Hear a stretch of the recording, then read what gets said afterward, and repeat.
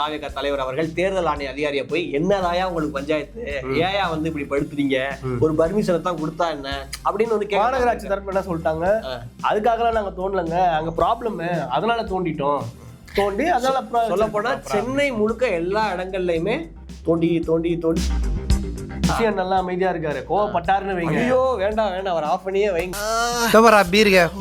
ஐயோ இப்ப சொல்லுங்க, சேப்பாக்கம் யாருக்கு? அது ஃபர்ஸ்ட் அது சொல்லுங்க எனக்கு. இப்போ சேப்பாக்கம் ஏன்னா அவரு இப்போ துணை முதல்வராக இருக்கக்கூடிய உதயநிதி ஸ்டாலின் அவர்களுக்கு சேப்பாக்கம் டவுட்டு எனக்கு தரமாட்டாங்க, நானே யோசிக்கிறேன்னு சொன்னாரு. எப்படி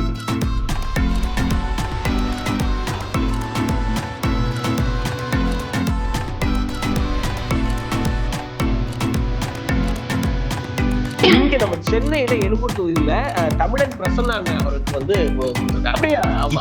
என் வாழ்க்கையில ஏதோ ஒரு மூலையில ஒளி தெரியுதுடா. அரசியல் கட்சியில இந்த ஆங்கர்ஸ், மிமிக்ரி ஆர்டிஸ்ட் இவங்களுக்கு எல்லாம் சான்ஸ் தர மாட்டாங்க. கொடுத்துருக்காங்க.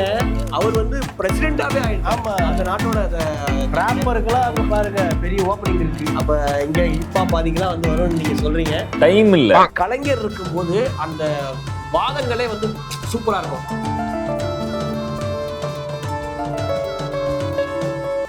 1 Minute Politics நேயர்கள் அனைவருக்கும் வணக்கம். இது அரசியல் பேசுவோம். ஓகே, ஸோ எல்லா கட்சியிலும் இந்த தொகுதி பங்கீடுலாம் முடிஞ்சு முக்கியமான கட்சியில வந்து யார் யார் எந்தெந்த இடத்துல நிக்கிறா அப்படின்னு பிரிச்சுக்கலாம். ஏன்னா இதுவே நமக்கு வந்து ஒரு பரபரப்பான ஆர்வமான விஷயம். எந்த தொகுதிக்கு யார் வர போறாங்க அப்படின்றது வந்து பரபரப்பா பார்க்கப்பட்டது. ஏடிஎம்கே வந்து கொடுத்தாங்க. அதே போல இப்ப டிஎம்கே இப்போ அனௌன்ஸ் பண்ணிட்டாங்க. அதுதான் இப்ப பரபரப்பா போயிட்டு இருக்கு. இப்போ இன்டர்வியூ எல்லாம் வச்சாங்களே, தம்பி நீ ஒழுங்கா பெர்ஃபார்ம் பண்ணலன்னா கொடுத்துருவோம் தம்பின்ற மாதிரி. உண்மைக்குமே வந்து நிறைய பேரை மாத்திருக்காங்க. 60 புதுமுகங்களுக்கு வந்து இந்த வாட்டி வந்து திமுக வாய்ப்பு கொடுத்துருக்காங்க. அப்படியா? ஆமா, அதிமுகல 43 சம்திங். ஆமா, இதுல 60 பேர். அதையும் பாருங்க, பெண் வேட்பாளர்கள் இருக்காங்க பாத்தீங்களா? திமுகல 18 பேர், அங்க 17 பேர். ஓகே, அதிமுக. அதனால பெண்களுக்கு இதுக்கெல்லாம் யார் காரணம்? அதான் எனக்கு ஒண்ணும் புரியல. நம்மள சொல்லுவீங்க, பாதிக்கு சொல்லுவீங்க, பாதி அவங்க தானே கொடுத்து செட் பண்ணாங்க.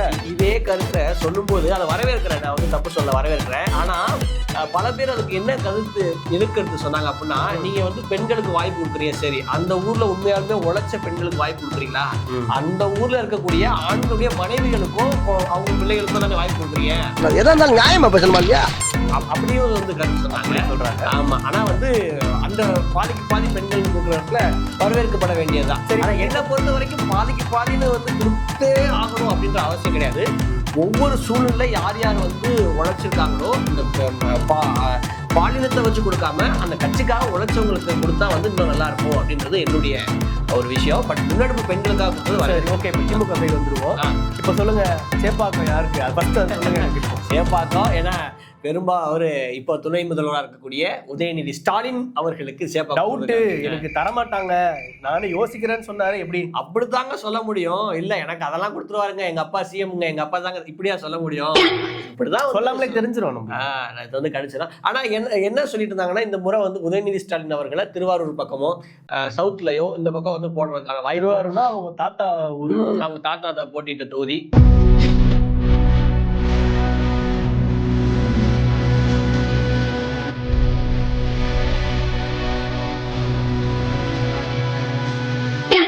முறை வெற்றி பெற்ற ஒரு தொகுதி, அந்த இடத்துல வந்து போட்டியிடக்கூடிய ஒரு விஷயம் அப்படின்னு சொல்லிட்டு தான் சொன்னாங்க.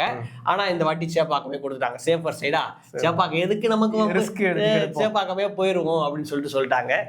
அதே போல சென்னையில கிட்டத்தட்ட ஒரு 6 பேருக்கு வந்து அந்த ஏற்கனவே இருந்தவங்களுக்கு தொகுதிகளை கொடுக்காம புதுமுகங்களுக்கு வாய்ப்பு கொடுத்திருக்காங்க. அப்படியா? ஆமா, அதுல வந்து எழும்பூர் தொகுதி பரந்தாமன் அவர்கள், திருவிக்கா நகர் தாயகம் கவி அவர்கள், இந்த மாதிரி இருக்கவங்களுக்கு. அதை விடுங்க, பெரம்பூர் யாருக்கு? என்னமோ விஜய் நிக்கிறாரு, ஆப்போசிட்ல வந்து ஒரு அமைச்சரை நிப்பாட்ட நல்லா இருக்கும் அப்படி இப்படின்னாங்க. திமுக அதெல்லாம் லெப்ட் ஹேண்ட்ல. பெரம்பூர்ல இருக்க வட்டம் மாவட்டம் என்ன பேசிக்கிறாங்கன்னா, நிக்க சொல்லுங்க பாக்கலாம், 1 lakh வித்தியாசத்துல ஜெயிப்போம் டிஎம்கே சவால்லாம் விடுறாங்க. ஆனா திமுக அந்த இடத்துல நம்ம குறைச்சு மதிப்பிடவே முடியாது. ஏன் அப்படின்னா பெரிய ஆளுமைகளை கூட ஒரு சாதாரண அந்த ஏரியால இருக்க எம்எல்ஏ கேண்டிடேட்டோ அந்த இல்ல கவுன்சிலர் கேண்டிடேட்டோ வச்சு காலி பண்ணி ஒர்க் பண்ணி பண்றதுல அது திமுக வந்து அடிச்சுக்கவே முடியாது. அந்த நம்பிக்கையில தான் இறக்கிருக்காங்க. யாரு நின்னா என்னங்க? ஏன்னா இப்ப நம்ம பேசுறோம் பாத்தீங்களா, இதே பேச்சு தான், என்னடா இவ்வளவு பெரிய டஃப் கேண்டிடேட்டுக்கு யாராவது ஒரு பவர்ஃபுல்லான நிப்பாட்டினா தானே நல்லா இருக்கும்னு சொல்லுவாங்க. ஆனா இப்ப கரண்ட் எம்எல்ஏவே நிப்பாட்டி இருக்காங்க. அப்போ என்ன பேசுவாங்கன்னா, அப்ப ஆல்ரெடி அவங்க ஸ்ட்ராங்கா தான் இருக்காங்க, அவங்க பெருசாவே ஒன்னும் பெருசாவே இந்த பெரிய தொகுதியாவே கண்டுக்கலப்பா. விஜய் பெரம்பூர்ல நிப்பாரா நிக்க மாட்டாரா? அது அவர்கிட்ட தான் கேட்கணும். இப்போ வந்து திமுக ஸ்டாண்ட் எடுத்துட்டாங்க, இனிமே வந்து அது விஜய்கிட்ட தான் கேட்கணும். முதல்ல வந்து அவர் வந்து விஜய் என்னை திறந்து கொடுக்கப்பா, பிரச்சாரம் பண்ண விடுங்க. இன்னும் 2 கேள்வி இருக்கு எனக்கு. என்ன கேள்வி? திருச்சியில யாரு, விழுப்புரத்துல யாரு? திருச்சி வந்து அவங்க ஃப்ரெண்டுக்கு. ஆமா, திருச்சி திருவெரும்பூர் தொகுதி வந்து எப்பவும் போல அன்பில் மகேஷ் பொய்யாமொழி அவர்கள் பள்ளி கல்வித்துறை. திருச்சி மேற்கு தொகுதி வந்து நேரு அவர்களுக்கு கொடுத்திருக்காங்க. இந்த முறை ஸ்ரீரங்கம் தொகுதி மட்டும் கொஞ்சம் ஒரு ஆள் மாறுது. ஆல்ரெடி வந்து இந்த பழனியாண்டி அவர்கள் இருந்தாரு, இப்ப அந்த இஷ்யூலாம் குவாரி இஷ்யூ, பத்திரிகையாளர் தாக்கப்பட்டார், இந்த மாதிரி விஷயம்லாம் வந்துச்சுல்ல, இப்ப அவருக்கு வந்து கொடுக்க மாட்டாங்கன்னு ஒரு கணிப்பு இருந்துச்சு. அதே போல கொடுக்கல, வேற ஒரு ஆளுக்கு வந்து மாத்தி கொடுத்துட்டாங்க. அதே போல அப்புறம் புதுக்கோட்டை பக்கம் பாத்தீங்கன்னா சேம் யார் யார் கொடுத்தாங்களோ அதாவது அவங்க அவங்களுக்கு அப்படியே கொடுத்தாச்சு. இங்க நம்ம சென்னையில எழும்பூர் தொகுதியில தமிழன் பிரசன்னா அவருக்கு வந்து கொடுத்திருக்காங்க. அப்படியா? இப்பத்தே என் வாழ்க்கையில ஏதோ ஒரு மூலையில ஒளி தெரியுதுடா. இத்தனை நாள் டிபேட்லயே வந்து சீட் இருந்துச்சு, இப்போ வந்து வந்துருச்சு, சீட் வந்துருச்சு. அது தனி தொகுதி, தனி தொகுதியிலே வந்து அவர் கொடுத்திருக்காங்க. தமிழன் பிரசன்னா அவர்களுக்கு கொடுத்தது எல்லாமே, ஏன்னா இவ்வளவு நாள் மேடையில கத்திட்டு இந்த முறை ஒரு வாட்டி, ஏன்னா இப்போ இந்த கூட்டத்தொடர்கள் நடக்கும்போது பாத்தீங்கன்னா இந்த சட்டமன்றத்துக்குள்ள வந்து கலைஞர் இருக்கும்போது அந்த வாதங்களே வந்து சூப்பரா இருக்கும்.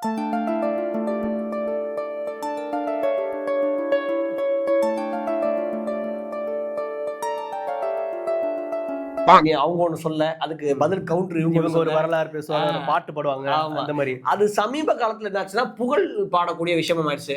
ஒரு அம்மா இருந்த புரட்சி தலைவர் ஜெயலலிதா அவர்கள் இருந்தப்போ எங்க அம்மா அம்மா அப்பா அந்த மாதிரி புகழ் பாடுறது, அதே மாதிரி இந்த பக்கமும் புகழ் பாடுறது இருந்துட்டு இருந்துச்சு. ஆனா இதை இப்ப பிரேக் பண்ணி நல்ல பேச்சாளர்கள் உள்ள போகும்போது நல்லா இருக்கும் அப்படின்ற மாதிரியான விஷயம். அதே மாதிரி 1000 விளக்குல டாக்டர் எழிலன் அவர்கள் அந்த போட்டாச்சு. அந்த மாதிரி வந்து நல்ல நல்ல கேண்டிடேட்ஸும் வந்து இறங்குறாங்க. சோ ஓகே, அப்போ டிஎம்கே நாங்க எங்கெல்லாம் வந்து ஸ்ட்ராங்கா இருக்குமோ அதே கேண்டிடேட் போட்டு ஸ்ட்ராங் பண்ணி வைக்கிறாங்க. ஸ்ட்ராங் பண்ணி, ஆனா அதுல பாத்தீங்கன்னா 3 அமைச்சர்களுக்கு இந்த வாட்டி இடத்த கொடுக்கல. சொல்லப்போனா 4 அமைச்சரா இருந்தோம். 4 அமைச்சர்களுக்கு யாரு? காந்தி அவர்கள், ராணிப்பேட்டை தொகுதி காந்தி அவர்கள் அமைச்சரா இருந்தாங்க, அவருக்கு வந்து கொடுக்கல. ஆனா காந்தி அவர்களுக்கும் கட்சியில ஏதோ ஒரு முரண்பாடு இருந்ததெல்லாம் உண்மையா? முதல்வர் வந்து ஷால் போடாம அப்படி ஓரமா போன்னு சொன்னதெல்லாம் பேசினாங்களே, உண்மை? அதெல்லாம் பேசுனாங்க. அப்ப வேற ஆள் கொடுத்துக்கலாம்னு எதிர்பார்க்கும் போது இப்ப அவரோட பையன் வினோத் காந்திக்கு சீட்டு கொடுத்துருக்காங்க. இது சுத்தி சுத்தி அங்கே தானங்க இருக்கு. அதே போல மனோ தங்கராஜ் அவர்கள் அங்க அவருக்கும் கொடுக்கல. அவருக்கு இந்த வாட்டி மார்க்சிஸ்ட் கம்யூனிஸ்ட் கட்சிகளுக்கு கொடுக்கறதுனால அவருக்கும் வந்து இல்ல. அதே போல அவினாசி தொகுதியில இருந்த அமைச்சர் கயல்விழி செல்வராஜ் அவர்கள், அவங்களுக்கு வந்து எதிர்பார்த்தது, அவங்களுக்கு இந்த முறை தனி தொகுதி. என்ன தமிழ்நாட்டுல திமுக சார்பில் போட்டியிடக்கூடிய யங்கஸ்ட் வேட்பாளர் அந்த தொகுதியில தான் வந்து ஒரு பெண்ணுக்கு டாக்டர் கொடுத்திருக்காங்க. கோகிலாமணி அவங்களுக்கு 26 வயசு. 26 வயசு வயசுல வந்து ஒருத்தவங்க எம்எல்ஏ ஆக போறாங்க. ஐ மீன் மன்னிக்கணும், டிஎம்கே ஸ்டாண்ட் சொல்லிடுவாங்க, எம்எல்ஏ சீட்டுக்கு நிக்கிறாங்க. அதெல்லாம் ஓகே. 4 வருஷத்துக்கு முன்னாடி கேட்கும் போது 26ன்றீங்க, இப்போ 26ன்றீங்க. 26 வயசுல இப்படிலாம் பேசவே நான் 26 வின்னிங் 26ன்றீங்களா? ஆமா, இந்த மாதிரி வந்து போயிட்டு இருக்கு. அதுல ஒரு பட்டியல் கொடுத்தாங்க. 164 இடங்கள்ல திமுக நிக்கிறாங்க. இந்த 164 தொகுதிகள்ல 125 பேரு படிச்ச பட்டதாரிகள். ஓகே, இப்ப டிகிரி ஹோல்டர்ஸா மினிமம் இது வந்து டிகிரி ஹோல்டர். ஏன்னா திராவிட மாடல்லாம் வந்து கல்விக்கு வந்து முக்கியத்துவம் கொடுப்போம்னு சொல்லுவாங்க. அது வந்து கல்வி அப்ப உங்க கேண்டிடேட்டே அப்படி இல்லையே அப்படின்ற மாதிரி சொல்லாம நல்லா படிச்ச கேண்டிடேட். இதுதான் சீமான் அண்ணன் வரணும்ன்றது. விவசாயிக்கே குடுத்துட்டாருல எல்லாத்தையுமே. அப்போ இப்போ அந்த கல்வி தகுதியிலே பாத்தீங்கன்னா 29 பேர் சட்டம் படிச்சவங்க, அட்வொகேட்ஸ் நிக்கிறாங்க. அப்புறம் ஒரு அதை நான் சொன்னது போல 18 பெண்கள் நிக்கிறாங்க. அதே போல இன்ஜினியரிங் படிச்சவங்க, இன்ஜினியரிங் கிராஜுவேட்ஸ், அவங்க வந்து 17 பேர் நிக்கிறாங்க. அதாவது ஒரு கமர்ஷியல் படம் பார்த்தா எப்படி இருக்குமோ, ஓப்பனிங்ல ஸ்லோ மோஷன் 4 ஃபைட் 5 பாட்டு, கடைசியில ஒரு ஃபைட் போட்டு படத்தை முடிச்சாங்க. ஃபுல் இது இருக்கு, கமர்ஷியல் எலிமெண்ட்ஸ் இருக்குல்ல. அதே போல டாக்டர்ஸ் 15 டாக்டர் நிக்கிறாங்க. 15 டாக்டரா? எங்க அந்த தொகுதியில 125 பேர் படிச்சவங்க நிக்கிறாங்க இல்லையா, அந்த தொகுதியில 15 தொகுதிகள்ல டாக்டர் நிக்கிறாங்க. அதே போல 7 பேர் PhD முடிச்சவங்க. ஓகே, ஏங்க இந்த கட்சியில சட்டமன்றத்துக்குள்ள போறாங்களா இல்ல ஒரு பட்டமளிப்புலா போறாங்களா தெரியல. சொல்லுங்க, இந்த அரசியல் கட்சியில இந்த ஆங்கர்ஸ், மிமிக்ரி ஆர்டிஸ்ட் இவங்களுக்கு எல்லாம் சான்ஸ் தர மாட்டாங்க. கொடுத்திருக்காங்க. விழுப்புரம் இதுப்பட்ட தொகுதியில வந்து பாட்டு பாடக்கூடிய ஒருத்தர் வந்து ஏடிஎம்கேல, ஆமா CV சண்முகம் அவர் ஏரியா இருக்கு இல்லையா, அதுல ஒரு விழுப்புரம் ஒட்டி இருக்கக்கூடிய ஒரு தொகுதியில, எனக்கு தெரிஞ்சு அந்த தொகுதியோட பேர் சொல்றேன், அந்த தொகுதியில வந்து ஒரு பாட்டு பாடக்கூடிய சிங்கருக்கு வந்து தொகுதியில வந்து கொடுத்திருக்காங்க. அதையும் வந்து நம்ம பாராட்டணும். பார்த்தோம். நார்த்ல பாத்தீங்களா ஒரு பொண்ணு டிக்டாக் பண்ணியே நின்னு எம்எல்ஏ கேண்டிடேட் ஆகி ஜெயிச்சிருச்சு. நேபாள்ல ராப் பாடுறாருல ஒருத்தர், அவர் வந்து பிரசிடென்டாவே ஆயிடுச்சு அந்த நாட்டோட. ராப்பருக்கெல்லாம் அங்க பாருங்க பெரிய ஓபனிங் இருக்கு. அப்ப இங்க ஹிப்பா பாதிக்கெல்லாம் வந்து வரும்னு நீங்க சொல்றீங்க. டைம் இல்ல தெரியல, அது ஒண்ணு தெரியல. ஆமா போயிட்டு இருக்கா, அப்படி போயிட்டு இருக்குது. இப்போ நான் வெளில வருவேன், என்ன வெளியே வர விட மாட்டீங்க. நீங்க எப்படி வேணாலும் கூப்பிடுங்க, ஆனா கூப்பிடுங்க. நான் வரேன்னு சொல்லும் போது பேரிகேட் போட்டு மூடுறீங்க. இது என்னங்க நியாயம் அப்படின்னு ஒருத்தர் உள்ளே உட்காந்து. நீங்க சொல்ற டைலாக் எல்லாம் கேட்கும்போது சினிமா டைலாக்கா இருக்குது. இது சினிமா டைலாக்காங்க? இது ஒருத்தர் ஃபீல் பண்ணி பேசுறாருங்க. ஓ, சினிமால இருக்கவர் ஃபீல் பண்ணி பேசுவார்னு நினைக்கிறேன். ஏன்னா அது கிட்டத்தட்ட அது மாதிரிதான் இருக்குது. தாவேகா தலைவர் விஜய் அவர்கள் பெரம்பூர்ல பிரச்சாரம் அப்படின்னு சொன்னாங்க. ஆமா. இப்ப என்ன திடீர்னு என்ன பண்ணிட்டாங்களா, பள்ளம் எதுக்கு தோன்றீங்க நாங்க வரும்பொழுது? அவருக்கு தெரியல பாருங்க, அரசியல்னா பள்ளம் தோண்டுவாங்கன்னு. என்ன பண்ணுவோம், சூதுவா தெரியாம வளர்ந்துட்டு என்ன பண்ண சொல்றீங்க? சீமான் அவர்கள் சொல்றாரு, 15 வருஷமா இப்படித்தானையா என்னைய போட்டு படுத்துறீங்க, இப்ப என் தம்பி விஜய் அவர்களையும் இப்படித்தான் படுத்துறீங்க, கூட்டம் சேராத இடத்துல எல்லாம் என்னைய கூப்பிட்டு பேச சொல்றீங்க. ஒண்ணு, இவர் நிக்கிற இடத்துல கூட்டம் சேரலையா, இல்ல கூட்டம் சேராத இடத்துல இவர் கொடுத்துறாங்களா அப்படின்னு சொல்லிட்டு அவர் வந்து ஆதங்கத்தை வெளியே. இது எப்படி தெரியுமா இருக்கு? எங்க பக்கத்து இலைக்கு கொஞ்சம் சாம்பார் ஊத்துங்கன்னு சொல்லிட்டு அப்படி ஏன் இலைக்கும் ஊத்துங்க. எனக்கும் மாசு வருது, அவருக்கும் மாசு வருது, எனக்கு வந்த மாதிரி தடுக்கிறீங்க அப்படின்னு. ஆமா அப்படின்னு சொல்றாரு. இப்போ இன்னைக்கு காலையில தாவேகா தலைவர் அவர்கள் தேர்தல் ஆணைய அதிகாரியை போய், என்னதாயா உங்களுக்கு பஞ்சாயத்து, ஏயா வந்து இப்படி படுத்துறீங்க, ஒரு பர்மிஷனை தான் கொடுத்தா என்ன அப்படின்னு வந்து மாநகராட்சி தரப்பு என்ன சொல்லிட்டாங்க, அதுக்காகலாம் நாங்க தோண்டலங்க, அங்க ப்ராப்ளம் அதனால தோண்டி அதனால. சொல்ல போனா சென்னை முழுக்க எல்லா இடங்கள்லயுமே தோண்டிக்கிட்டே நம்ம வரும்போது கூட ஒரு பக்கம் பிரிட்ஜ், மெட்ரோ, அப்புறம் இந்த தண்ணி போறதுக்கான அது இப்ப நம்ம வரும்போதே பார்த்துட்டோம். எந்த தெருவுக்குள்ள போனாலும் தோண்டிதான் இருக்காங்க. வேலைகளும் நடந்துட்டு இருக்குது. எலெக்ஷன் நான் சொன்னாங்கல்ல, இப்படிலாம் வேலை நடத்தீங்கன்னு தெரிஞ்சா மாசத்துக்கு ஒருக்கா எலெக்ஷன் வைங்க. எலெக்ஷன் வந்தாலே புதுசா ரோடு போட அது ஒண்ணு போயிட்டு இருக்குல்ல. ஆமா. அப்புறம் இந்த வடிநீர் கால்வாய் அதெல்லாம் இது மாதிரி தோண்டிட்டே இருக்காங்க. மாநகராட்சி வந்து எங்க சைட்ல எல்லாம் மிஸ்டேக் இல்லைங்க அப்படின்னு சொல்லி விளக்கம் கொடுத்துருக்காங்க. செங்கோட்டையன் அவர் சொல்றாரு, நாங்க எங்க போனாலும் எங்களை தடுக்கிறீங்க, எங்களை மக்களை சந்திக்கவே விட மாட்டீங்க. எடப்பாடி என்ன தடுக்கிறாரா? எடப்பாடி எங்க தடுக்கிறாரு? வேற யாரு? செங்கோட்டையன் எடப்பாடி வந்து வந்துட்டாரு, தாவேகா வந்துட்டாரு. பழசு பேசாரு. இப்ப நீங்க வந்து கொஞ்ச நாள் ஓமால இருந்தீங்களா? அவர் இப்ப செங்கோட்டையன் வந்து எவ்வளவு பெரிய முக்கியமான இல்லங்க தடுக்கிறாருன்னும் போது எனக்கு அது ஞாபகம் வந்துருச்சு, அதனால அப்படி சொல்றீங்க. அவரும் அப்படி சொல்றாரு. காலையில பேட்டி கொடுக்கும்போது அதான் சொன்னாரு, தாவேகா வந்து இவ்வளவு பிரச்சனைகளை சந்திக்குது, மக்களை சந்திக்கவே மாட்டேங்குது, பர்மிஷன் கொடுத்தா அடுத்த நொடியே எங்கள் தலைவர் சந்திக்க தயாராக இருக்கிறார், ஆனா பர்மிஷன் கொடுக்க மாட்டாங்க. டக்குன்னு ஒரு பிரஸ் மீட் கொடுக்க வேண்டியதானே, எதுக்குங்க இப்படி பண்றாங்க எங்களைய? அவர் மோடி மாதிரிங்க, பிரஸ் மீட் கொடுத்தா வந்து அந்த இதெல்லாம் குறைஞ்சுன்றதுனால பிரஸ் மீட்டே கொடுக்காம இது பண்றாரு. ஆமா, அப்ப சொல்ல வேண்டியதான். வேற என்ன, எப்படிங்க சமாளிக்கிறது? எங்க தம்பிகள்லாம் எப்படிங்க மோடி மாதிரின்னு சொன்னீங்களா, அதுக்கப்புறம் நான் என்ன பேசுறதுன்னு புரியல. உண்மைக்குமே அதாவது விஜய் அவர்கள் வந்து இன்னைக்கு அந்த கூட்டத்துல போகும்போது கூட்டத்தை விளக்கிட்டு முண்டிட்டு போறாரு. அவ்வளவு கேமரா இருக்குது, லிப்டுக்குள்ள போட்டு ஆசுவாசப்படுத்துறாரு அப்படின்னு. அந்த வீடியோ எல்லாம் சரி. ஒரு டவுட்டுங்க, ஸ்ட்ரைட்டா வர வேணாம், ஒரு பெரிய எல்இடி ஒண்ணு பெரம்பூர்லயே வச்சுட்டு அவர் வீட்டுல இருந்தே பேசும்போது வீடியோ கால்ல அப்படியே பேசிடலாம்ல. அதுக்கும் பர்மிஷன் கொடுக்கணும்ல. அதுக்கும் வந்து எல்இடி வைக்கிறதுக்கு என்னங்க பர்மிஷன்? ஒரு லாரி மாதிரி செட் பண்ணி நிக்க இல்ல. தேர்தல் காலத்தை பொறுத்த வரைக்கும் ஒரு கட்சி சார்ந்த பணி, ஒரு கட்சி கொடியை வச்சுட்டு ஒருத்தர் நிக்கணும்னாலே அது கூட வந்து பர்மிஷன் வாங்கணும். இது வந்து சட்டத்திட்டம், இந்தியாவோட சட்டத்திட்டம் வந்து ரொம்ப ஸ்ட்ரிக்டானது இல்லையா? விஷயம் நல்லா அமைதியா இருக்காரு, கோவப்பட்டாருன்னு வைங்க. ஐயோ வேண்டாம் அவர் ஆஃப் பண்ணியே வைங்க. அவர் வந்து பிரளயத்தை உண்டு பண்ணிடுவாங்க. ஆதவர்ஜுன் அவர் ஏறாத இறங்கு அப்படின்ற ஆதவர்ஜுன் அண்ணா சொல்லியிருக்காரு, என்னன்னு, என் தலைமை வெளியே வந்தா நீங்க செத்திங்கடா அப்படின்னு. அதுக்குதான் முன்னேற்பாடா சில என்ன சொல்ற, வாரிசு அரசியல்னு சொன்னாங்க. இப்ப கிட்டத்தட்ட ஒரு 6 தொகுதிகளுக்கு மேல திமுகல அவங்க பசங்க வாரிசு எல்லாம் நிக்கிறாங்க. எல்லாம் வந்தாச்சு, இது இன்னும் போகல. அதே எப்பவும் போல ஸ்டாலின் அவருடைய பையன் உதயநிதி ஸ்டாலின் அவரா இருக்கட்டும், அதே பொன்முடி அவர்களோட பையன் கௌதம் சிகாமணி. ஏன்னா பொன்முடிக்கு சீட் இல்லைங்க இந்த வாட்டி. ஆமா, அந்த தொகுதி வந்து திருக்கோவிலூர் தொகுதி பொன்முடிக்கு இல்ல. நிறைய சர்ச்சைகள்ல, பேச்சு சர்ச்சைகள்ல பொன்முடி அவர்கள் சிக்கியிருந்தாரு. அவரோட பையன் கௌதம் சிகாமணி அவர்களுக்கு இந்த முறை வந்து தொகுதி. செந்தில் பாலாஜி என்ன நினைக்கிறது? செந்தில் பாலாஜி என்ன கதை வந்து அரவக்குறிச்சி தொகுதி கொடுத்து அவர் வந்து கரூர் தொகுதி கொடுத்து இது வரைக்கும் இது பண்ணாங்கல்ல. இப்ப அவரு கோவை தெற்குல நிக்கிறாரு. கோவை தெற்கு கோவை முன்னாடி கமலஹாசன் அவர்கள் நின்னு வின் பண்ணுவார்னு எதிர்பார்த்த தொகுதி. ஆனா கொங்கு மண்டலத்துல இப்பவும் செந்தில் பாலாஜி அவர்கள் ரொம்ப ஸ்ட்ராங்கா இருக்காங்க. இன்னும் எஸ்பி வேலுமணி அவர்களுடைய கோட்டைன்னு கூட சொல்றாங்க. ஆமா கோட்டைன்னு சொல்லுவாங்க. ஆனா அதை பிரேக் பண்றதுக்காக ஒரு ஸ்ட்ராட்டஜியா என்னன்னு தெரியல. எப்படி பார்த்தாலும் 2 பேரும் ஏடிஎம்கே ஹவுஸ் தானே. யாரு இவங்க 2 பேரும்? ஒரு முன்னாள் வேலுமணி அவர்களும் செந்தில் பாலாஜி அவர்களும் அப்படி சொல்றீங்க. அப்படி பார்த்தா செந்தில் பாலாஜி அதுக்கு முன்னாடி எம்டிஎம்கேல கூட தான் இருந்தாரு. மதிமுக. ஆமா, மதிமுக கூட தான் இருந்தாரு. நீங்க அப்படி வரீங்க. ஆமா, அதனால அதெல்லாம் வந்து இப்போ இந்த ஸ்ட்ராட்டஜி கூட ஃபாலோ பண்ணலாம். எஸ்பி வேலுமணிட்ட கேட்டாங்க, சார் செந்தில் பாலாஜிக்கு வந்து கோயம்புத்தூர் கொடுக்க போறாங்கன்னு சொல்றாங்களே, என்ன பண்ண போறீங்க அப்படின்னு சொல்லிட்டு அவர் சொன்னார், அது பாத்துக்கலாங்க, கொடுத்தா பாத்துக்கலாம் அப்படின்னு சொல்லிட்டு அவர் வந்து அவருக்கான ஓட் இதுல வந்து அவர் ஸ்ட்ராங்கா இருக்காரு. ஓகே, அது தப்புல வந்து பாருங்க. முக்கியமான ஒரு விஷயங்க என்னங்க, இந்த எலெக்ஷன் வந்து இந்த மக்களுக்கான நடக்கிற எலெக்ஷனா இல்ல இந்த சினிமா தேர்தல் நடக்கும்ல, சினிமா எலெக்ஷன், ஏன் அப்படி யூனியன் எலெக்ஷன், அந்த எலெக்ஷனானே தெரியல. ஏன் அப்படி சொல்றீங்க? சுந்தர் சி வந்து நிக்க போறாருன்னு ஒரு பேச்சு நின்னு அறிவிச்சுட்டாங்க. உண்மையா? உண்மை. ரெட்டலை சின்னத்துல மதுரையில நிக்கிறாரு. அதுவும் யாரை எதிர்த்துனா பிடிஆர் அவர்களை எதிர்த்து நிக்கிறாரு. மதுரையிலயா? மதுரையில. எனக்கு பாருங்க, அவரோட மனைவி குஷ்பு வந்து பிஜேபி, அவர் வந்து இப்ப வந்து புதிய நீதி கட்சின்னு ஏசி சண்முகம் இருக்காருல்ல, யூனிவர்சிட்டியோட தாளர், அவர் வந்து ஏசி சண்முகம் இருக்காரு, அவருடைய கட்சி புதிய நீதி கட்சி. புதிய நீதி கட்சியில இவர் நிக்கிறாரா? அந்த கட்சி சார்பில் இவர் நிக்கிறாரு. அந்த கட்சிக்கும் இவருக்கும் என்ன சம்பந்தம்? இவர் ஒரு போராட்டத்துல கூட பார்த்ததே இல்ல, பாலிடிக்ஸ்ல பார்த்ததே இல்லையே. சமீபத்துல வஉசி அவர்கள், அதாவது அந்த பிள்ளைமார் சமூகத்தை சேர்ந்தவங்க, வேளாளர் சமூகத்தை சேர்ந்தவங்க எல்லாம் சேர்ந்து வஉசி அவர்களுக்கு ஒரு சிலை திறப்புக்காகவும் ஒரு விழா நடத்தினாங்க.